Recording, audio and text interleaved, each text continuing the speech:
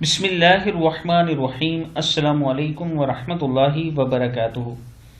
عابد راجہ channel کی طرف سے آج میں اپنے دوستوں کو رسول اللہ صلی اللہ علیہ وآلہ وسلم کا ایک بہت ہی پیارا فرمان بتاؤں گا۔ اس سے پہلے میں اپنے تمام دوستوں سے گزارش کروں گا کہ اس ویڈیو کو آپ نے آگے ضرور شیئر کرنا ہے۔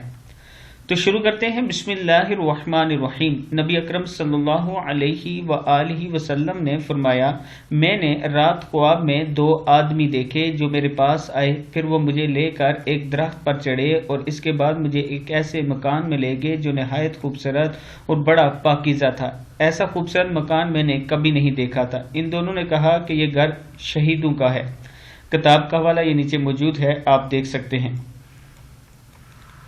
رسول اللہ صلی اللہ علیہ وآلہ وسلم نے فرمایا، میں نے رات خواب میں دو آدمی دیکھے جو میرے پاس آئے، پھر وہ مجھے لے کر ایک درخت پر چڑھے اور اس کے بعد مجھے ایک ایسے مکان میں لے گئے جو نہایت خوبصورت اور بڑا پاکیزہ تھا۔ ایسا خوبصورت مکان میں نے کبھی نہیں دیکھا تھا۔ ان دونوں نے کہا کہ یہ گھر شہیدوں کا ہے۔